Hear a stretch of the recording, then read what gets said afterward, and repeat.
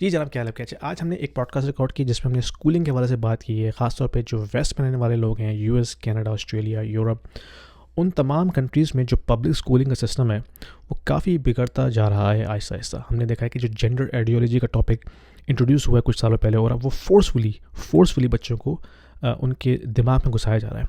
तो हमने इस पर बात की है कि वो क्या चैलेंजेस हैं और जो पेरेंट्स हैं उनके पास क्या ऑप्शंस हैं। क्या वो उनको अपने बच्चों को पब्लिक स्कूल से हटा के प्राइवेट स्कूल में डाल सकते हैं? उसकी क्या कॉस्ट है, क्या प्रोस एंड कॉन्स हैं, क्या चैलेंजेस आ सकते हैं आगे चल के, इन तमाम चीज़ों पर हमने बात की है।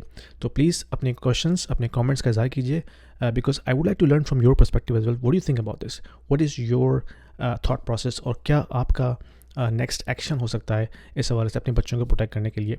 तो प्लीज़ बताइएगा आप कमेंट्स आके, और वीडियो को एंजॉय कीजिए। Thank you. Yaseen, thank you for joining. अच्छा, आज जो मैंने जिस वजह से आपको बुलाया as a guest on the channel is to talk about private school और इस्लामिक स्कूल। अब दोनों कह लें, क्योंकि इस्लामिक स्कूल जो है कनाडा में वो प्राइवेट ही हैं। तो मैं ये बिल्कुल। समझना चाहता हूँ आपसे, और बहुत से सवाल आते हैं मेरी ऑडियंस के भी, कि क्या फ़ायदे हैं इस्लामिक स्कूल के, क्या फ़ायदे हैं प्राइवेट स्कूल के, क्या नुकसानात हैं, एंड प्रोज़ एंड कॉन्स क्या हैं? मेरा अपना भी एक थोड़ा-सा ओपिनियन है, और मेरे अपने भी कुछ क्वेश्चंस हैं, और कुछ क्वेश्चंस ऐसे हैं जो कि मेरे पास लोगों से भी आते हैं। और आपका चूँकि एक्सपीरियंस है, आपके बच्चे जो है वो प्राइवेट इस्लामिक स्कूल जाते हैं, तो मैंने कहा you would be the best person to come in on the channel and talk to you about it. But ये सब करने से पहले, ये सारे सवाल पूछने से पहले, फॉर दोज़ पीपल जिन्होंने पहले हमारी वो पॉडकास्ट नहीं देखी जो हमने पहले भी की है, और वो हमारे इंग्लिश चैनल पे थी। अगर आप जो है वो थोड़ा-सा अपना इंट्रोडक्शन दे दें, और उसके बाद फिर I will go into specific questions I have. बिल्कुल, थैंक्स फॉर द अपॉर्चुनिटी बहरोज़। और जो लोग इस वक्त फर्स्ट टाइम हमारी पॉडकास्ट देख रहे हैं, तो यासीन निज़ामी, मैं कनाडा में बेस करता हूँ। पाकिस्तान से ताल्लुक़ है, और तकरीबन 2003 से मैं पाकिस्तान से बाहर हूँ। तो मैंने काफ़ी टाइम यूके में गुजारा है, फिर अब कनाडा में है। तो काफ़ी मेरे पास पर्सपेक्टिव है एक्सपैट लिविंग का, ख़ास तौर पे जो लोग वेस्ट में रहते हैं। और मेरा यूट्यूब चैनल भी है, बल्कि 2 यूट्यूब चैनल हैं, एक इंग्लिश में, एक उर्दू में है। और मेरा जो कंटेंट होता है वो ज़्यादातर फाइनेंस और इकॉनमी के हवाले से होता है।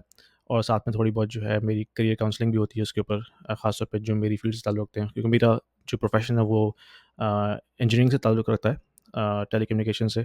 तो मैं थोड़ी बहुत उसमें करियर काउंसलिंग भी करता हूँ, और ज़्यादातर मेरा जो कंटेंट है वो फाइनेंस और इकॉनमी पे होता है।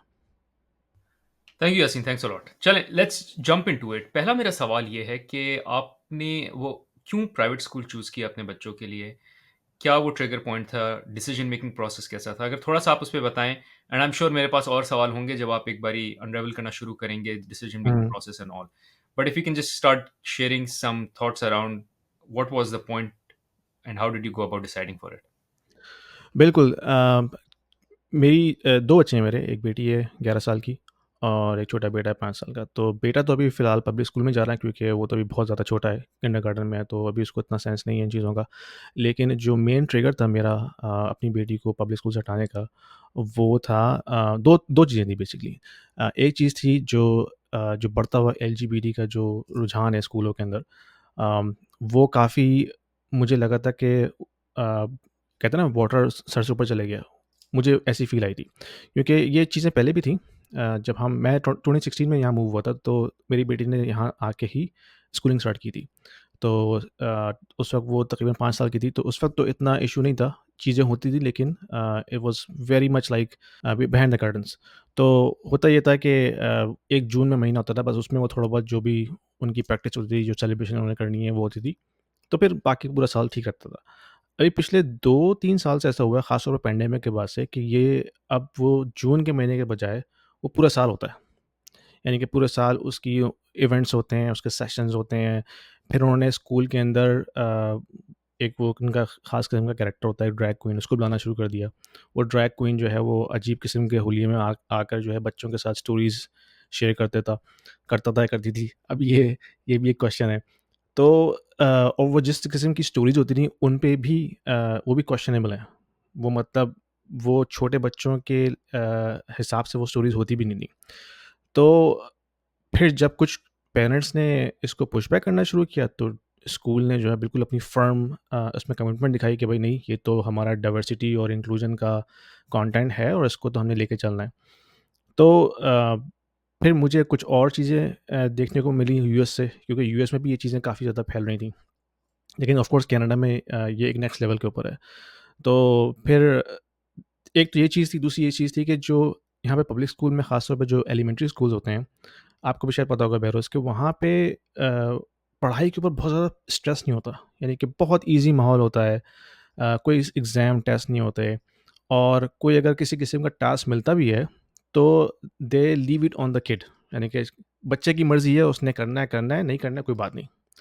तो उस हवाले से मुझे महसूस होता है कि बच्चे में जो है ना वो अकाउंटेबिलिटी पैदा नहीं हो पा रही है। यानी कि हम अगर अपनी बात करें, मैं पाकिस्तान में मैंने स्कूलिंग की है, तो हमें तो हमारी तो मौत पड़ी होती थी जब कभी एग्ज़ाम होता था स्कूल में। और एक तो घर से प्रेशर होता था पेरेंट्स का, फिर उसके बाद स्कूल में प्रेशर होता था कि टीचर्स जो हैं वो क्या कहेंगी। तो वो एक सेल्फ लर्निंग, सेल्फ रिस्पेक्ट और अकाउंटेबिलिटी का फैक्टर ना आपके बचपन से आपके अंदर पैदा होना शुरू हो जाता है। तो मुझे वो लगा कि ये चीज़ यहाँ नहीं हो रही, एटलीस्ट एलिमेंट्री स्कूल में तो नहीं हो रही है, क्योंकि वहाँ कोई किसी किस्म का प्रेशर ही नहीं है, बच्चे की अपनी मर्ज़ी है, उसने जो करना है करे, नहीं करना नहीं करे, कोई मसला नहीं है। तो ये 2 ऐसे मेन फैक्टर थे जिसकी वजह से मैंने सोचा कि यार this is not helping out, तो फिर मैंने अपनी बेटी को जो है वो पब्लिक स्कूल से हटा लिया था, और अभी इसका दूसरा साल ख़त्म हुआ है प्राइवेट स्कूल के अंदर। ठीक है, अच्छा, थोड़ा-सा काउंटर क्वेश्चन मेरा, व्हिच हुँ, इज़ अगर मैं ये कहूँ कि यार बच्चों की तरबियत तो घर से होती है। अगर आप घर में सही माहौल दें उनको, सही सिखाएँ, सब करें, तो स्कूल में प्लस माइनस कोई भी बातें होती रहें, किसी तरह की भी चीज़ें होती रहें। हम भी जिस जिस सोसाइट मतलब पाकिस्तान ले लें, हमारे भी ऐसे लड़के थे स्कूल में जहाँ कोई कोई ड्रग भी कर रहा है, कोई गलत काम भी कर रहा है। बट हमारे घर की तरबियत हमेशा अच्छी थी, तो हमने जो है वो एक अच्छे उसको नेगेट किया। वैसे दोस्तों से दोस्ती नहीं रखी, उस सोहबत में नहीं पड़े। हुँ। तो उसके बारे में आपका क्या ख़्याल है? अगर कोई आपको ये कहे कि यार ये तो घर की ट्रेनिंग होती है, आप जो है इत मतलब मैं ये नहीं कह रहा कि बिल्कुल ही घर की ट्रेनिंग होती है, बट मैं कह रहा हूँ कि घर की training should be enough to counter this और नॉट? हाँ, ये एक बहुत अच्छा क्वेश्चन है। अक्सर लोग मुझे करते हैं इस क्वेश्चन इसको एज़ एन एक्सक्यूज़ बना के वो कहते हैं कि नहीं भई नहीं जी, सब चीज़ ठीक है। क्योंकि कस अक्सर लोगों से मेरी बात होती है, तो बहुत से लोग जो हैं ख़ास तौर पे हमारे देसी कम्युनिटी के लोग, वो इसको पुशबैक भी करते हैं कि भाई तुम ऐसी फ़ियर मॉन्गरिंग कर रहे हो, कुछ भी नहीं है, सब ठीक है और बस अपना घर का माहौल अच्छा रखो। तो मैंने ये नोट किया है कि बच्चा जो है ऑलमोस्ट सुबह 9 बजे से लेके दोपहर 3 बजे तक स्कूल में गुज़ारता है। यानी कि ये इसका लेंथीएस्ट टाइम है पूरे दिन का। ठीक है? फिर वो घर आके अपना जो भी उसने गेम खेलना है, थोड़ा बहुत खाना-पीना करना है, और फिर अगर उसने कुछ अपना दोस्तों से खेलना है, कुछ भी करना है, तो उससे लेके रात 8 बजे तक, 9 बजे तक ये टाइम होता है बच्चे के पास, फिर वो बेड पे चले जाता है। तो घर में गुज़ारने का जो टाइम है ना पूरे दिन के अंदर, वो सिर्फ़ मुश्किल से 2 घंटे हैं। तो कहाँ 2 घंटे और कहाँ 9 से लेके 3, ये कितने घंटे हो गए? 6 घंटे हो गए। तो कोई कंपैरिज़न नहीं बन रहा। तो बच्चा जो इन्फ्लुएंस लेगा वो सबसे ज़्यादा वहाँ से लेगा जहाँ वो सबसे ज़्यादा टाइम गुज़ार रहा है।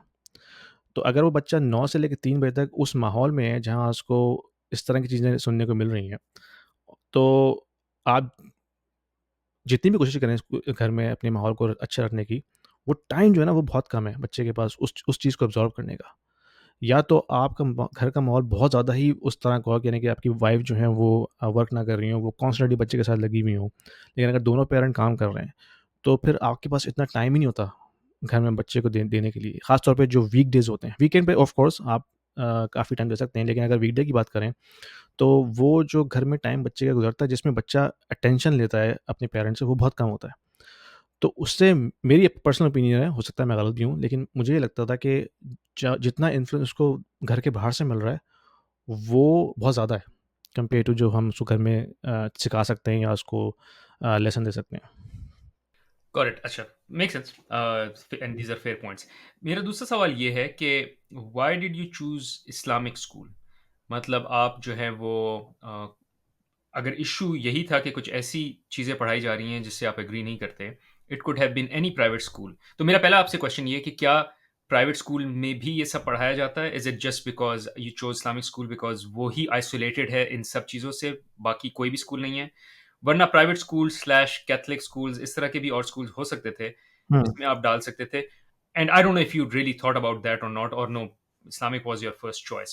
So would be nice to know around that as well, because audience जो चैनल की है, they might not be all Muslims, they could be non Muslims as well, but उनको यही बिल्कुल। सिमिलर इश्यूज हो सकते हैं जो इशू आपको भी था। तो उनके लिए बिल्कुल, क्या बिल्कुल। चॉइसेस हैं, and how did you make the choice between Islamic non हाँ, इस्लामिक स्कूल? तो कैथलिक स्कूल एक ऑप्शन होता है, क्योंकि कैथलिक स्कूल भी जो है वो पब्लिक पब्लिक फंडेड स्कूल है। लेकिन वहाँ प्रॉब्लम ये है कि आप अ अगर आप में से कोई भी एक पेरेंट कैथोलिक नहीं है, तो आपका एडमिशन बच्चे का नहीं हो सकता एलिमेंट्री स्कूल में। हाई स्कूल में तो हो सकता है। तो अक्सर लोग ये करते हैं कि जब उनके बच्चे इस एज में आ जाते हैं, हाई स्कूल में आते हैं, तो फिर वो उसको कैथोलिक स्कूल में एडमिशन करवा देते हैं, क्योंकि वहाँ पे थोड़ा-सा माहौल जो है फिर भी बेहतर है। इवन दो कि कुछ कैथोलिक स्कूल में भी यहाँ ऐसा हो चुका है कि इन्होंने इस किस्म का कंटेंट वहाँ पे भी फैलाना शुरू कर दिया था। तो पेरेंट्स ने काफ़ी इसको पुशबैक किया था, जो मतलब यहाँ के लोकल कैनेडियन गोरे पेरेंट्स हैं। और उस पुशबैक के बाद मेरे ख़्याल में यॉर्क डिस्ट्रिक्ट स्कूल बोर्ड था कैथोलिक, वहाँ पे ये तमाशा हुआ था, वहाँ पे पुलिस भी आ गई थी, इतना मतलब पेरेंट्स ने इसके ऊपर हंगामा किया था। तो फिर जो यूरो कैथलिक स्कूल बोर्ड है, उसको फिर अपना डिसीजन वापस लेना पड़ा था इन इन इस कंटेंट को पढ़ाने के लिए। तो कैथलिक स्कूल में है ऑप्शन, लेकिन ओनली इन हाई स्कूल। जो एलिमेंट्री स्कूल है वो तो आपको एडमिशन नहीं देता अगर आप में से कोई भी पेरेंट जो है वो कैथलिक ना हो। अच्छा, दूसरा क्वेश्चन आपका ये है कि इस्लामिक स्कूल ही क्यों?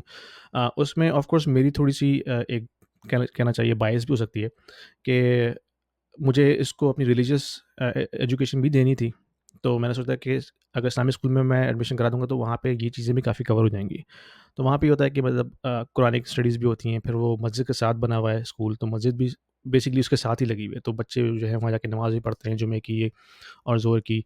तो एक तो जो हम माहौल की बात करते हैं वो उसको ऑटोमेटिक बच्चे को मिल रहा है, और आपको अलग से उसके लिए एक कारी या कोई जो रिलीजियस टीचर है वो हायर नहीं करना पड़ रहा, क्योंकि वो चीज़ें भी वहाँ पे स्कूल में कवर हो रही हैं। तो ये मेरी थिंकिंग थी इस हवाले से।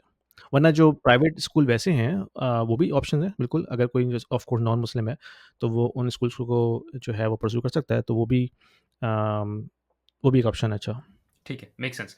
अच्छा, एक और मेरा चैलेंज ये है, क्वेश्चन ये कि मैं अपने बच्चे को जब स्कूल भेजता हूँ, तो आप स्कूल की एक रेटिंग देखते हैं, एक रैंकिंग देखते हैं, उसकी स्कूल की पढ़ाई की क्वालिटी होनी चाहिए, इसमें अच्छी साइंस हुँ, पढ़ाई जाए, अच्छे टीचर्स हों, अच्छे मैथ पढ़ाया जाए।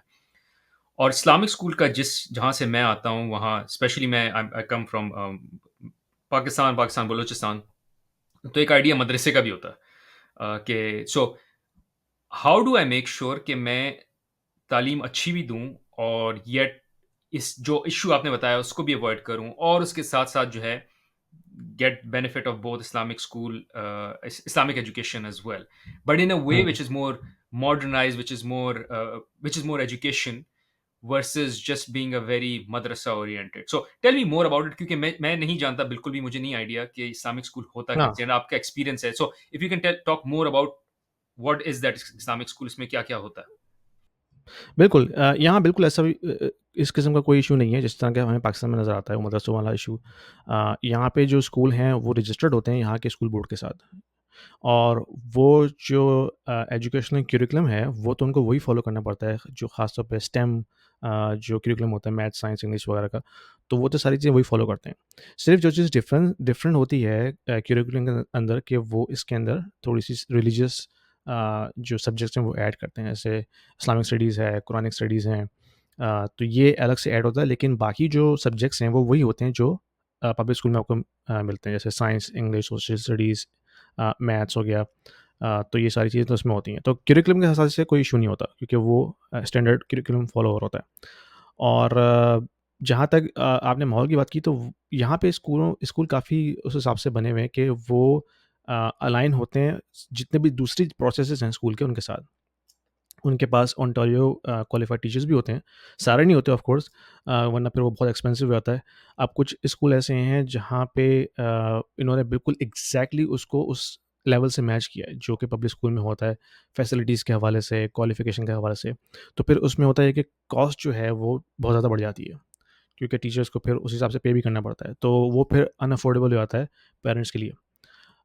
तो फिर उन्होंने एक मिडल ग्राउंड ये निकाला कि सारे टीचर्स ओंटारियो क्वालिफाइड नहीं हैं, कुछ हैं, बाकी जो हैं वो बेसिकली ओंटारियो क्वालिफाइड नहीं है, लेकिन वो उन ओंटारियो क्वालिफाइड टीचर्स के अंडर काम कर रहे होते हैं।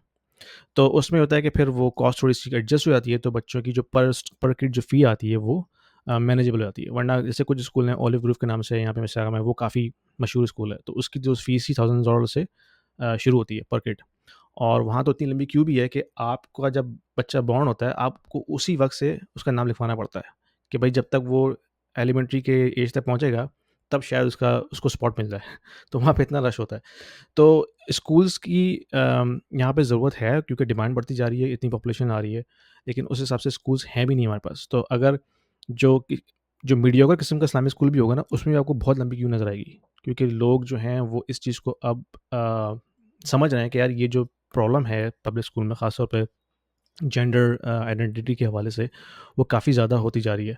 और एक मुझे ट्रिगर जो ये मिला था कि मेरी बेटी जब पब्लिक स्कूल में पढ़ रही थी, ग्रेड 4 तक उसने पढ़ा है, तो फिर उसने मुझसे क्वेश्चन करने शुरू कर दिए थे इस हवाले से कि ये क्यों नहीं हो सकता? तो वो चीज़ें मुझे थोड़ी-सी जो है ना वो पर्सनली थ्रेटनिंग लगी थी कि यार ये तो मतलब बच्चा खुद से अब क्वेश्चन कर रहा है मुझे, तो मैं आपको किस तरह इसको मैं समझाऊँ? तो वो चीज़ें फिर मुझे जो है थोड़ी-सी लगी थी कि यार ये this is going in another direction. और ठीक है, इट मेक्स सेंस। और मुझे दूसरा ये बताएँ कि आप क्वालिटी ऑफ एजुकेशन को कैसे रैंक करते हैं वर्सेस, क्योंकि आपने दोनों एक्सपीरियंस किए हैं, पब्लिक हाँ, और ये भी। तो हाउ डू यू रैंक कि क्वालिटी ऑफ एजुकेशन कैसी है इन टर्म्स ऑफ बच्चा कैसा डेवलप कर रहा है एजुकेशन में? I don't know if you have a yardstick to call it out और नॉट, बट वुड हाँ। Be nice to know if you have anything to बिल्कुल, से। यहाँ पे स्कूलों का रैंकिंग होती है, एक बॉडी यहाँ पे जो कि स्कूल्स की जो रैंकिंग को जो मेज़र करते हैं। वो इस तरह करते हैं कि हर साल जो इनका एग्ज़ाम होता है, उस हिसाब से वो स्कूलों की बच्चों की जो कॉम्पिटेंसी है, उसको मेज़र करते हैं ऑन एवरेज, और फिर उस हिसाब से वो उसको स्कूल को रेट करते हैं बिटवीन 1 एंड 10। तो जो भी स्कूल अगर 6-7 की रेंज में है तो अच्छा समझा जाता है। जो 5 से बिलो है तो ऑफ कोर्स वो थोड़ा-सा और टिपिकली होता है ये, इसका ताल्लुक नेबरहुड से भी होता है। यानी कि कुछ नेबरहुड ऐसी हैं जहाँ पे ज़्यादातर जो पेरेंट हैं वो ब्लू कॉलर जॉब्स वाले हैं, तो ऑफ कोर्स फिर उसका इम्पैक्ट आता है बच्चों की स्कूलिंग के हवाले से। तो बच्चे भी फिर ऑफ कोर्स उस हिसाब से परफ़ॉर्म नहीं करते, क्योंकि अगर आपके घर से आपको प्रेशर नहीं मिलता स्कूलिंग का, तो बच्चे भी उस हिसाब से, ख़ास तौर पे पब्लिक स्कूल में तो वैसे भी नहीं होता। तो ये चीज़ मैंने नोट की कि नेबरहुड अगर जैसी हो उस हिसाब से स्कूलों की रेटिंग भी वेरी करती है। तो जिस इस्लामिक स्कूल में मेरी बेटी जाती है तो उनका तो काफ़ी बेहतर है रैंक। अभी रिसेंटली उन्होंने जो अपना सर्वे पब्लिश किया था उसके हिसाब से जो वाटरलू रीजन के अंदर स्कूल्स हैं उनमें टॉप नंबर पे आया था वो स्कूल। तो ये चीज़ें तो आपको देखनी पड़ती हैं कि टिपिकली प्राइवेट स्कूल्स में जो है रैंकिंग अच्छी होती है, क्योंकि वहाँ पे वो प्रॉपर होमवर्क देते हैं, और उनके साल में 2 एग्ज़ाम्स होते हैं। जिस तरह हमारे स्कूल पाकिस्तान में होते थे हाफ ईयरली, फाइनल, तो यहाँ पे भी होते हैं। तो उसमें बच्चे के ऊपर हमेशा एक प्रेशर रहता है कि यार मुझे प्रिपरेशन करनी है, मेरा एग्ज़ाम है। तो उस हवाले से जो क्वालिटी ऑफ एजुकेशन है वो तो बेहतर है as compare to public school. Correct, make sense. अच्छा, आपने नेबरहुड का ज़िक्र किया। क्या हुँ, नेबरहुड चेंज करना ऑप्शन नहीं है कि एक ऐसे नेबरहुड में चले जाएँ जहाँ ज़्यादा जो है, let's say I don't know if Islamic is a priority, जहाँ मेजॉरिटी मुस्लिम लिविंग हुँ, कम्युनिटी है, तो स्कूल में जो बच्चे जा रहे होंगे वो भी सारे मुस्लिम्स होंगे, एंड बिल्कुल। Hence you can kind of work around the way where जब स्कूल में ये बातें हों तो people kids even don't respond to it और rather react negatively to it. तो आई एम श्योर ऐसी हुँ। कम्युनिटीज़ होंगी। तो वो आपने कभी सोचा कि यार मैं किसी ऐसी नेबरहुड में चला जाऊँ जहाँ मेरे बच्चे ऐसे स्कूल में जा रहे हों which is not an Islamic school, which is not a private school, but सारे स्टूडेंट्स जो हैं वो इस्लामिक या उसी कम्युनिटी से बिलॉन्ग करते हैं? हाँ, क्योंकि मैं जहाँ रहता था पहले मिल्टन में, तो वो प्रेडोमिनेटली जो है वो पाकिस्तानी कम्युनिटी उसमें वहाँ पे रहती है। तो कुछ एरियाज़ तो हैं ऐसे जहाँ पे स्कूल में ऑलमोस्ट 80% किड्स जो हैं वो ब्राउन हैं। उसमें पाकिस्तानी भी हैं, उसमें कुछ इंडियन भी हैं, ऑफ कोर्स अरब भी हैं। तो वो पॉइंट अच्छा आपका वैलिड है, लेकिन स्कूल में जो करिकुलम फ़ॉलो होना है, जो पॉलिसीज़ फ़ॉलो होनी है, वो ऊपर से आनी है। जो स्कूल बोर्ड पुश कर रहा है टीचर्स को, उन्होंने तो वही पॉलिसीज़ एग्ज़ीक्यूट करनी है, चाहे वो करिकुलम के हवाले से हो, चाहे वो इस तरह के इवेंट सेलिब्रेट करने के हवाले से हो। तो जो झंडा लगाना है, वो तो लगाना है, चाहे आप कितनी ही आपकी पॉपुलेशन हो वहाँ पे। फिर वो जो उन्होंने सारी स्टोरीज़ बनानी है, जो सेलिब्रेशन करनी है, वो तो फ़ॉलो होता है, क्योंकि आप उसको रिजेक्ट नहीं कर सकते। चल अगर बच्चे को आप ट्रेन कर भी दें कि भाई उसने इसको एक्सेप्ट नहीं करना है, लेकिन they will continue push for it. तो मेरे ख़्याल में इससे थोड़ा-सा फ़र्क पड़ सकता है, क्योंकि अगर बच्चे सारे के सारे ही वही हों तो ऑफ़ कोर्स सब मिल के जो हैं वो उसको पुश बैक कर सकते हैं। लेकिन रिसेंटली भी ये हुआ था कि टीचर्स जो है ना वो फिर काफ़ी अपोज़ कर रही थी इन चीज़ों को। ख़ास तौर पे कुछ इवेंट्स ऐसे आए थे जिसमें टीचर जो है वो बच्चे से बहस कर रही हैं कि भई हम भी तो तुम्हारी ईद को सेलिब्रेट करते हैं, तो तुम क्यों नहीं कर रहे हो इन इवेंट को सेलिब्रेट? तो इस तरह के इवेंट्स भी होते हैं। तो कुछ हद तक आप कर सकते हैं, लेकिन ऑफ कोर्स जो पॉलिसीज़ हैं, जो करिकुलम है, वो तो सारा टॉप से आ रहा है, तो वो तो उन्होंने वैसे ही एग्जीक्यूट करना है जिस तरह दूसरे स्कूल में होता है. If you are an investor in the US, in Canada, or in Europe, and you are considering investing into Dubai real estate market, this video is for you because we have a platform called Stake, which allows you to invest into the residential real estate market and start earning rental income right away without going through a lengthy documentation process or coming up with a heavy down payment. Stake is built upon the concept of crowdfunding. So it is democratizing the entire investment strategy and allows you to own a single unit of the entire investment portfolio. So you don't have to own the entire property. Right? You can be part of the pool that can actually own a piece of property, a piece of real estate. So that allows you to start with as low as 2,000 dirhams, and you can slowly ramp up. So as you start investing into it, you can not only own a bit of real estate, but you also get a portion of the rental income on monthly basis.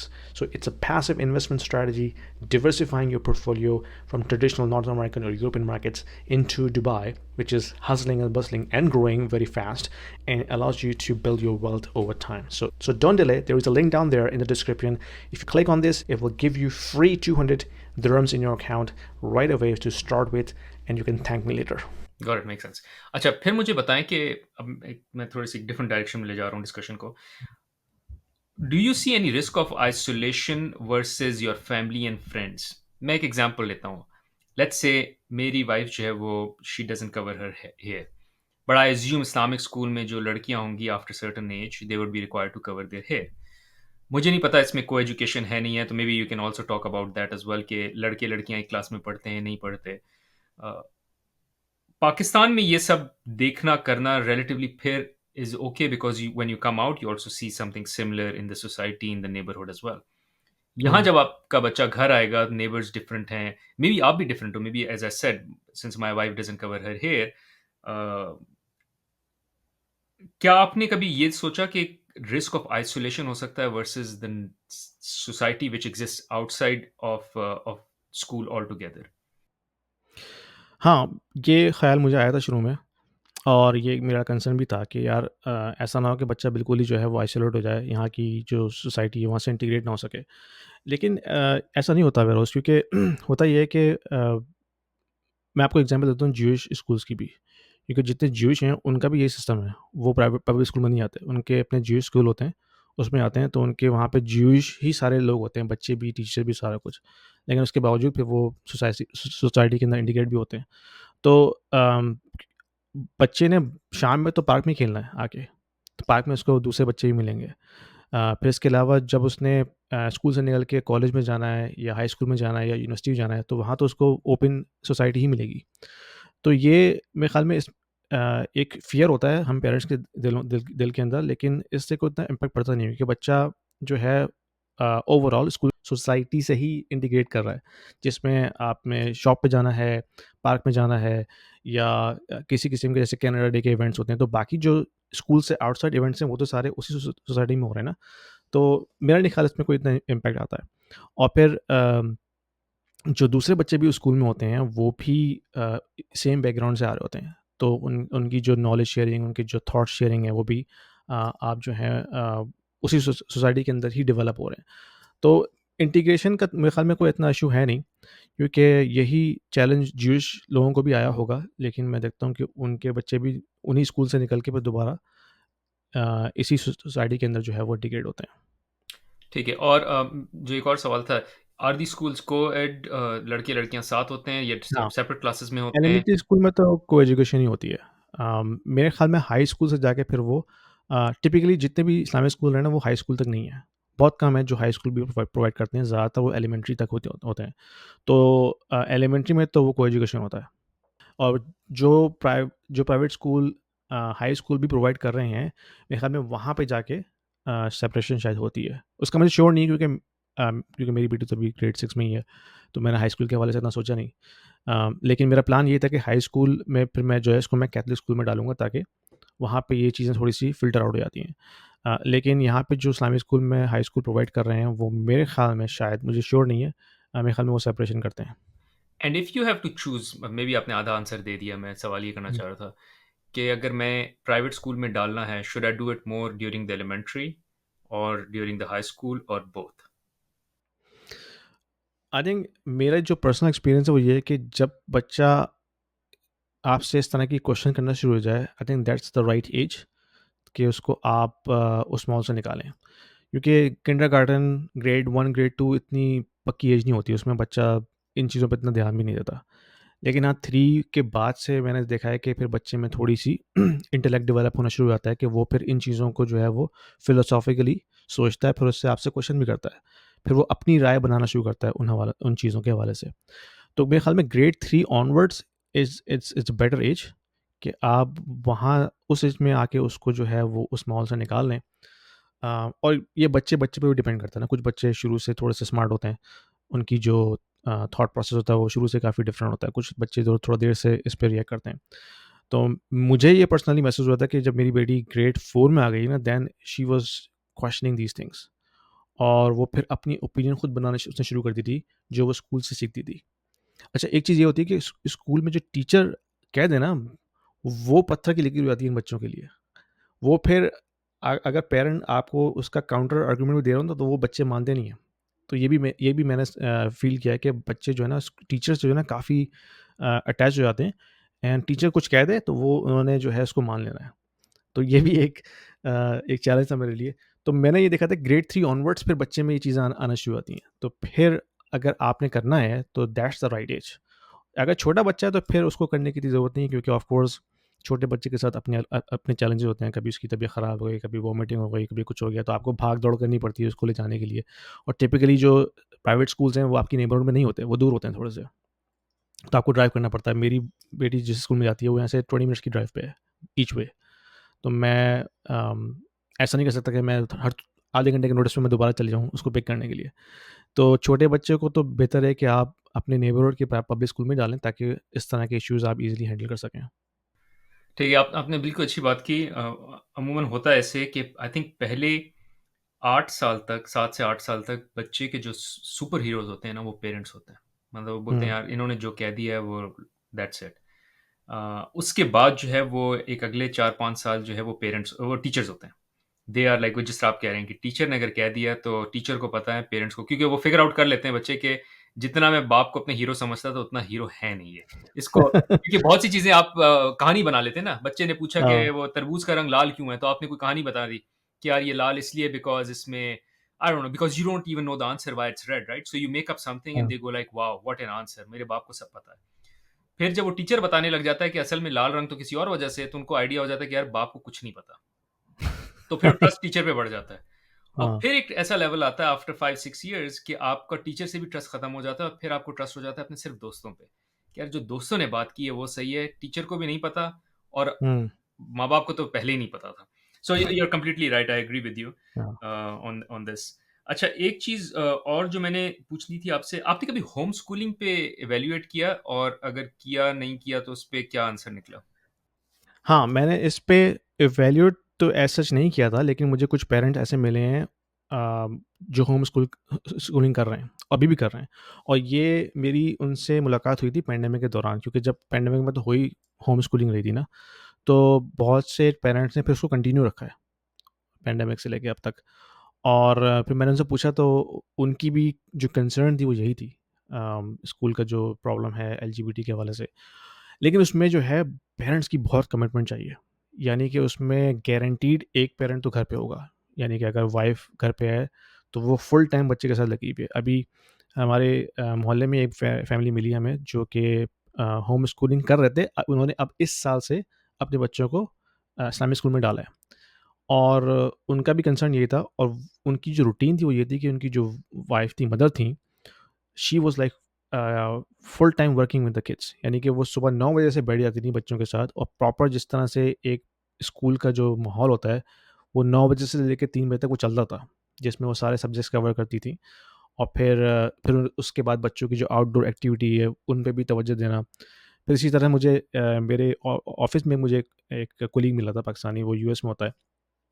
तो उसने भी मुझसे यही share किया कि वो भी home schooling कर रहा है यूएस में, और वो दोनों फिर पेरेंट मिल के कर रहे हैं। बेसिकली मदर जो है वो साइंस, सोशल स्टडीज़, इंग्लिश को कवर कर रही हैं, जो फादर है वो मैथ्स को कवर कर रहा है, और फिर जितनी भी आउटडोर एक्टिविटीज़ होती हैं बच्चों की, वो फादर कवर कर रहा है। तो उसमें पेरेंट की बहुत कमिटमेंट चाहिए होती है अगर आपने होम स्कूलिंग करनी है, और बहुत से लोग कर रहे हैं इस हवाले से। इवन मैं कुछ ऐसे यानी कि कैनेडियन गोरों को भी जानता हूँ कि जो प्राइवेट स्कूलिंग कर रहे हैं इसी कंसर्न की वजह से। बहुत से ऐसे जो कंजर्वेटिव लोकल कैनेडियंस हैं, ख़ासतौर पे कैथलिक जो हैं, they don't also like this stuff. So वो भी काफ़ी इस हवाले से कंसर्न है, और कुछ को मैं मिला हूँ जो कि प्राइवेट स्कूलिंग करते हैं अपने बच्चों के घर में। Correct, make sense. अच्छा, चल अब आ जाते हैं कॉस्ट पे। तो उसकी कॉस्ट क्या है? और कॉस्ट इसलिए भी दुःख मुझे तो ज़्यादा हो, I know the pros, but I just want to understand because आप एक टैक्स दे रहे हैं, जिस टैक्स के बदले में आपको फ्री एजुकेशन मिल रही है।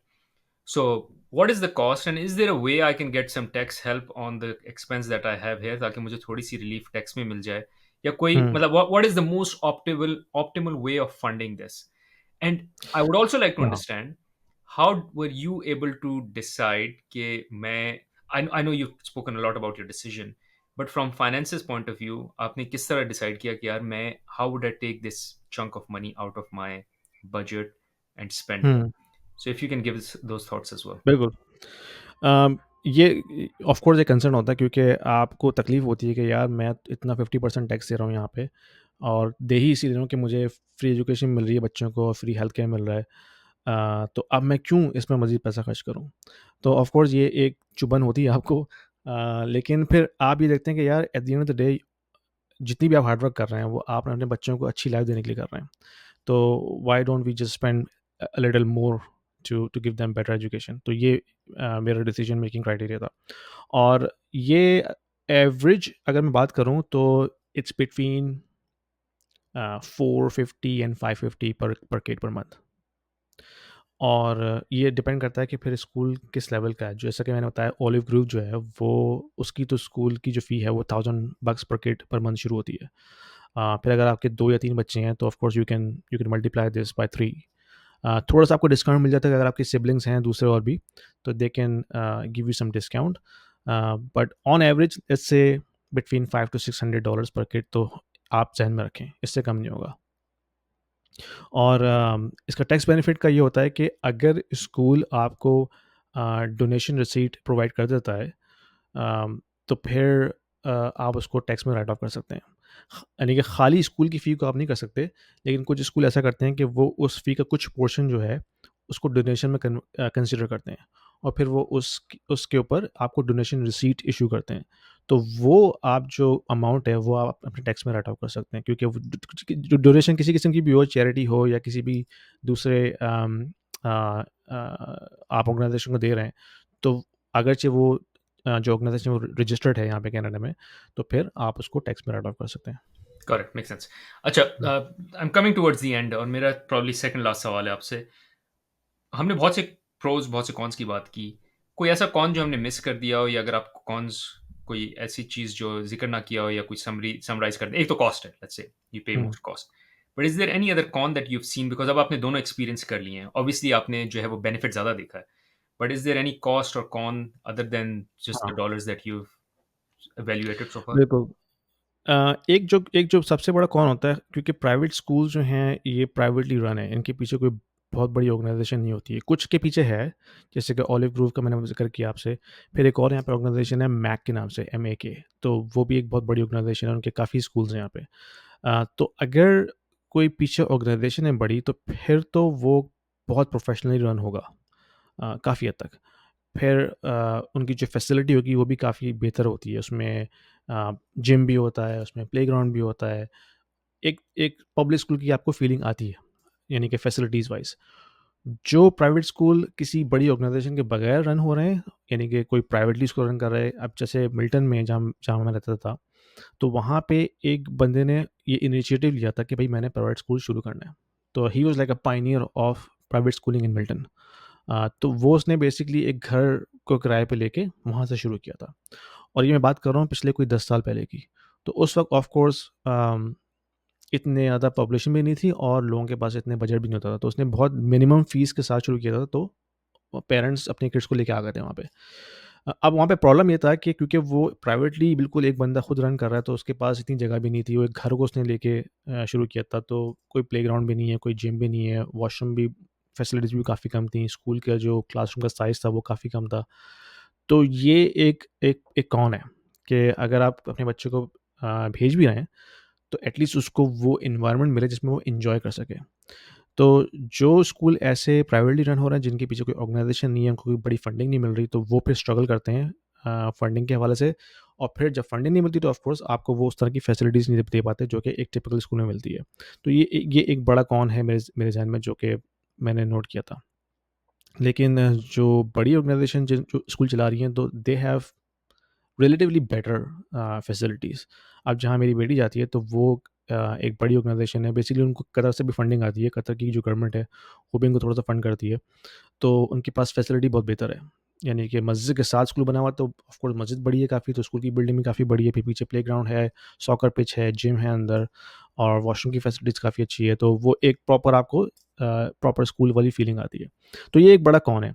बाकी ये है कि इंटीग्रेशन का बहुत से लोगों के ज़हन में ये एक फ़ियर होता है कि यार हमारे बच्चे आइसोलेट हो जाएँगे यहाँ पे, क्योंकि जब बात आती है फील्ड में जाके जॉब करने की, तो हो सकता है वो वहाँ पे उस तरह से इंटीग्रेट ना कर पाएँ।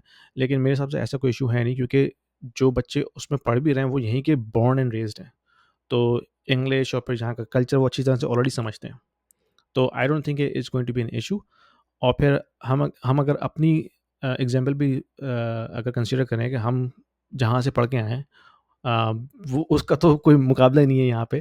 लेकिन उसके बाद भी हम जो है यहाँ पे सोसाइटी में इंटीग्रेट हो चुके हैं और अपना काम भी कर रहे हैं, जॉब्स भी कर रहे हैं, सारा कुछ है। तो ये चीज़ें आई थिंक सेकेंडरी हैं। Things can work out. Main चीज़ है कि बच्चे की बेस अच्छी हो, उसके अंदर अकाउंटेबिलिटी आए, उसके अंदर सेल्फ लर्निंग का कॉन्सेप्ट आए शुरू से, बचपन से। और फिर ऑफ कोर्स जो आपके रिलीजियस थॉट्स हैं, वो भी बरकरार हैं। तो ये मेरे ज़हन में प्रायोरिटी थी, और उसकी वजह से फिर मैंने ये स्टेप लिया था। Good. Good. Last question, which is what needs to change at minimum? At minimum, ऐसा क्या चेंज आए पब्लिक सिस्टम में कि आप जो है वो अपने बच्चे को वापस पब्लिक सिस्टम में डाल देंगे? मेरे ख़्याल में 2 चीज़ें जो जिनसे मुझे इश्यू है, वही वही मैं कहूँगा कि एक तो ये फ़ोर्स ना करें इस तरह का कंटेंट किसी बच्चे के ऊपर। जिस तरह कैथलिक स्कूल में जो है, जो हाई स्कूल है, उसमें अगर बच्चा कैथलिक नहीं है, तो वो बच्चा वो रिलीजियस जो लेक्चर है वो मिस कर सकता है। यानी कि he or she can go out and then do something else while they are studying Catholic studies. तो या तो इस तरह का वो कोई ऑप्शन दें कि भाई हम फ़ोर्स नहीं कर रहे, we will still teach it. जिसको नहीं पढ़ना वो कुछ और एक्टिविटी कर ले, ताकि एटलीस्ट बच्चे के पास ऑप्शन हो। लेकिन अभी जो है वो फ़ोर्स कर रहे हैं कि भाई नहीं, ये डाइवर्सिटी और इंक्लूजन का हमारा जो है प्रिंसिपल है, इसमें हमने सबको साथ लेके चलना है। तो ये जो फ़ोर्स कर रहे हैं ज़बरदस्ती, आई थिंक दैट इज़ कमरसम।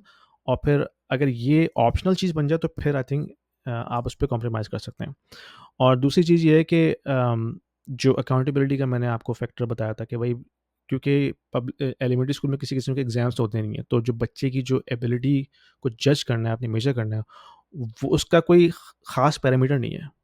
तो क्योंकि जब आप बच्चे को पुश ही नहीं करें कि भाई जाओ तुम जाके ये करो, उसके अंदर फिर वो सेल्फ लर्निंग और अकाउंटेबिलिटी का फैक्टर पैदा ही नहीं हो रहा। तो वो भी एक मेरे लिए कंसर्न था कि यार, हमारे ऊपर तो बहुत प्रेशर होता था पाकिस्तान में। वो उस वक़्त हमें बहुत बुरा लगता था, लेकिन अब हमें पता चलता है कि उससे हमारी जो तबीयत है, उसके अंदर कितनी चेंज आई है। हम जो इतने मेंटली स्ट्रॉन्ग हुए हैं, वो उसी वजह से हुए हैं, क्योंकि हमें इतना पुश किया जाता था। तो हमारे अंदर खुद सेल्फ लर्निंग, इस ये खौफ आना कि यार मेरा रिज़ल्ट ख़राब आएगा तो मेरे स्कूल में क्या होगा, मेरे पेरेंट्स क्या सोचेंगे, मेरे कज़िन्स क्या सोचेंगे। तो उस खौफ के ज़रिए आप खुद आपके अंदर एक सेल्फ लर्निंग एबिलिटी पैदा हो जाती है। वो यहाँ मिसिंग है एलिमेंट्री स्कूल में। तो ये 2 चीज़ें अगर ठीक कर दें, तो I think public school is much better. Correct. Yasin, मैंने कहा था एक आखिरी सवाल है, बट मुझे एक सवाल और आ गया given what you were saying. I have another challenge which is हम देखते हैं कि नॉर्थ अमेरिका में इनोवेशन ज़्यादा है, एंटरप्रेन्योरशिप ज़्यादा है, सक्सेस ज़्यादा है in terms of career and all, versus जिन सोसाइटीज से हम आते हैं। बट फिर भी हम अपनी एजुकेशन को या एशियन एजुकेशन को बेहतर सुपीरियर कहते हैं वर्सेस नॉर्थ अमेरिकन एजुकेशन, जबकि रिजल्ट वाइज जो है north American education has produced more innovation, more patents, more entrepreneurs and all. इसको कैसे काउंटर करते हैं आप इस आर्गुमेंट को? इसमें ऐसा है कि जो मेन फैक्टर है ना नॉर्थ अमेरिका में सक्सेस का, वो है अपॉर्च्युनिटीज़। यानी कि आपको खुद भी अंदाज़ा होगा कि जो यूनिवर्सिटी लेवल पे जो बच्चे प्रोजेक्ट्स करते हैं, उनको एक तो ईज़िली फंडिंग मिल जाती है। पाकिस्तान में तो हम फंडिंग के लिए तरसते रहते हैं कि हमें कोई किसी किसी किस्म की फंडिंग मिल जाए, कोई अपने प्रोजेक्ट स्टार्ट करना है या कोई स्टार्टअप भी आपने शुरू करनी है, तो उसके लिए आपको बहुत मुश्किल होती है फंडिंग की। तो यहाँ फंडिंग का इशू नहीं है, यहाँ आपको बहुत ऑप्शन होते हैं फंडिंग के। आप प्राइवेट फंडिंग ले सकते हैं, आप गवर्नमेंट की फंडिंग ले सकते हैं, गवर्नमेंट के इतने प्रोग्राम्स होते हैं। तो एक तो ये बहुत यहाँ पे ईज़ी है कि आपको फंडिंग ईज़िली मिल जाती है। और फिर क्योंकि ऑफ कोर्स एक इकोसिस्टम बना हुआ है यहाँ पे कंपनीज़ का ऑलरेडी, कि वो यूनिवर्सिटी लेवल पे कोलैबोरेट करती हैं, फिर वो अक्सर जो है वो यूनिवर्सिटी से ही जो स्टूडेंट्स होते हैं, ब्राइट स्टूडेंट, उनको उठा लेते हैं ड्यूरिंग इंटर्नशिप। तो इस तरह के जब इकोसिस्टम आपका ऑलरेडी बना हुआ है, तो फिर वो ऑटोमेटिकली जो है ना आपको अपॉर्चुनिटीज़ प्रोवाइड करता रहता है। पाकिस्तान में ऐसा नहीं है, पाकिस्तान में आपने खुद ग्राउंड से ये ना रिसर्च करके खुद अपने आप को बनाना है। यानी कोई आपको सर पे आके हाथ नहीं रखेगा आपका कि भाई आ जाओ, मैं तुम्हारी हेल्प करता हूँ या मैं तुम्हें कोच करता हूँ। कोचिंग के यहाँ पे कितने ऑप्शंस अवेलेबल होते हैं। आप इजीली किसी भी प्रोफेशनल से जाके लिंक कर लें लिंक्डइन के ऊपर, वो आपको फ्री में जो है अक्सर कोचिंग प्रोवाइड कर सकता है। पाकिस्तान में ये कॉन्सेप्ट ही नहीं है कोचिंग का, मेंटरशिप का। और फिर इंडस्ट्रीज़ जो हैं वो इंडस्ट्रीज़ लेवल पे जाके जो है लोगों को, यानी कि स्टूडेंट्स को हेल्प आउट कर रही हूँ। तो ये एक मिसिंग फैक्टर है बहुत बड़ा, जिसकी वजह से हम जो साउथ एशियन रीजन से आते हैं वो स्ट्रगल करते हैं वहाँ पे। अ, जो करिकुलम का लेवल है आई थिंक वो सिमिलर है। यानी कि मैंने खुद भी मास्टर्स किया यूके से, तो मुझे कोई ऐसी ख़ास चीज़ नज़र नहीं आई कि करिकुलम वाइज़ कि जो मैंने वहाँ ना पढ़ा हो। यानी कि टू सम एक्सटेंट वहाँ का जो करिकुलम है वो काफ़ी एडवांस है। जो हम अलजेब्रा, कैलकुलस वगैरह वहाँ पढ़ते हैं, तो वो ऑलरेडी काफ़ी एडवांस है। तो मेरे ख्याल में जो मिसिंग फैक्टर है ना वो यही है कि जो इकोसिस्टम यहाँ बना हुआ है नॉर्थ अमेरिका में या इवन वेस्ट के अंदर, आप यूरोप चले जाएँ तो वहाँ पे भी इसी किस्म का इकोसिस्टम है कि आपकी प्लेसमेंट होती है, आपकी इंटर्नशिप होती है बैचलर लेवल के ऊपर। वहीं से आपकी जो ना लिंक्स बनना शुरू होते हैं इंडस्ट्री के अंदर। तो अगर आप सीरियस हैं अपने करियर के हवाले से, आप कुछ करना चाहते हैं, तो आपको बहुत ईज़िली ऑप्शंस मिल जाते हैं उन पाथ को परस्यू करने के लिए, और फिर फंडिंग तो ईज़िली आपको मिल ही जाती है। तो ये एक आई थिंक मेरे ख्याल में बहुत बड़ा फैक्टर है, अगर हम कंपेयर करें यहाँ से और पाकिस्तान से। अगर ये चीज़ें वहाँ मिल जाएँ तो ऑफ़ कोर्स वहाँ पे भी आपको जो है बहुत अच्छे ब्राइट स्टूडेंट्स मिल जाएँगे जो कि अपनी इंडस्ट्री में जाके एक्सेल कर सकते हैं। Got it. So essentially, you're kind of creating a good combination of the rigor of Asian rigor with the opportunity, North American opportunity for your kids. Thank you, Yasi. बिल्कुल। This was valuable inputs, valuable discussion, and great insights from your side. बहुत से लोगों को सवाल होता है, but पता नहीं होता, and they are searching for this particular question. So I'm sure this podcast would be very valuable for everyone else. Thank you. Thanks again, and we'll be calling you for more of similar topics. But thanks बिल्कुल, for now. बिल्कुल। Thank you very much. Bye. Are you a non US tax resident and looking to open a business in the US? Well, this video is very important for you, so watch it till the end. Basically, if you are a non US tax resident, which means you don't have SSN, which is your tax identification number, which means when you open a bank account or you open a Stripe account or PayPal account or Amazon business account or any business account, you need your SSN number in order to open any of these accounts in the US. Well, if you are a non-US tax resident, which means you don't have SSN with you, you can have another identification which is called ITIN. So ITIN is similar 9-digit number which is used for tax purposes if you are a non-US tax resident. So whenever you apply for a business account or bank account or payment processing account like PayPal or Stripe or even Amazon FBA seller, or registering a business in the US, you can use ITIN instead of SSN. This will help you to set up all of these things even though you're not a US tax resident. So if you're in Canada, Latin America, Europe, UK, Australia, or anywhere in the world, you can apply for ITIN and you can use ITIN to register a business, open up the business accounts, open up the payment processing account in the US, and pretty much do all the tax related stuff using ITIN even though you don't have SSN. So how do you get that? Well, there are some companies available on the internet that will help you to get you the ITIN, but they may charge between $400 to $600 per application. We have a company called ITIN and they are one of the quickest in terms of submitting the application. So they will help you out in terms of collecting the documentation, help you out in terms of answering your questions, and help you out in terms of submitting the application. Now, the typical application process times takes between 4 to 14 weeks, but the ITIN people only take 48 hours to collect the information, help you out in the journey, submit your application, and from that point onwards, it's basically IRS. IRS can take between 2 to 12 weeks depending upon their volume of the applications, But throughout the process, they will handhold you in terms of opening up the accounts, help you to open up the FBA account or Stripe account or PayPal account, or guide you in terms of the entire process. They're pretty quick to respond. They have people speaking English and Spanish and Arabic, and they can give you very competitive rates as well. Plus, if you use my referral link, which will give you extra $50 discount when you purchase their services. So if you are looking to open a business in the US, start your journey today, apply for ITIN. Even though if you're not looking to open a business now, you should have ITIN just in case in the future, if you want to open a business, you're ready from tax standpoint. So check the link in the description below, and let's get back to the video.